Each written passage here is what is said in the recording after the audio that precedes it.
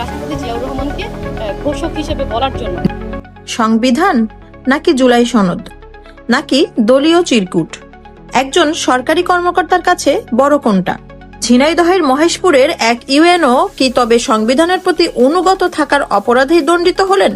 যে বিএনপি সংবিধান আর আইনের শাসনের কথা বলে বলে মুখে ফেনা তুলেছে, সেই সংবিধানেই কি তবে এখন তাদের নিজেদের রাজনৈতিক আদর্শের গলায় ফাঁস? ঘটনার প্রেক্ষাপট ঝিনাইদহের মহেশপুর। উপজেলা নির্বাহী কর্মকর্তা খাদিজা আক্তার একটি সরকারি অনুষ্ঠানে বক্তব্য দিচ্ছিলেন। একজন পেশাদার গণপ্রজাতন্ত্রের কর্মচারী হিসাবে তিনি বিদ্যমান সংবিধান এবং সরকারি বিধি মেনেই স্বাধীনতা ঘোষক হিসাবে শেখ মুজিবুর রহমানের নাম উল্লেখ করেন, কারণ বর্তমান সংবিধানেই এটি স্বীকৃত। কিন্তু বিপত্তি বাধল সেখানেই। স্থানীয় বিএনপি নেতাদের আবদার ছিল চিরকুটে লিখে দেওয়া বয়ান অনুযায়ী জিয়াউর রহমানকে ঘোষক বলতে হবে। প্রশ্ন হলো, একজন সরকারি কর্মকর্তা কি সংবিধানের ঊর্ধ্বে গিয়ে কোনো রাজনৈতিক দলের ব্যক্তিগত বিশ্বাস কিংবা দলীয় ইগোর ফরমাইশ খাটতে পারেন? সংবিধান মেনে কথা বলার অপরাধে কেন তাকে রাতারাতি শাস্তিমূলক বদলির মুখে পড়তে হলো? বিএনপির এই দুমুখী নীতি এখন জনগণের সামনে পরিষ্কার। কিছুদিন আগেই স্বরাষ্ট্রমন্ত্রী সালাউদ্দিন আহমেদ জাতীয় সংসদে দাঁড়িয়ে বুক ফুলিয়ে বলেছিলেন, রাষ্ট্র ইমোশন বা আবেগ দিয়ে চলে না, রাষ্ট্র চলে সংবিধান দিয়ে। মাননীয় উপদেষ্টা, তবে মহেশপুরের বেলায় কেন সেই নীতি উধাও? নিজের দলের প্রতিষ্ঠাতা জিয়াউর রহমানের ক্ষেত্রে যখন সেই সংবিধানে বাধা হয়ে দাঁড়ালো, তখন কেন একজন দক্ষ কর্মকর্তার প্রফেশনালিজমকে তুচ্ছ করে তাকে শাস্তি দেওয়া হলো?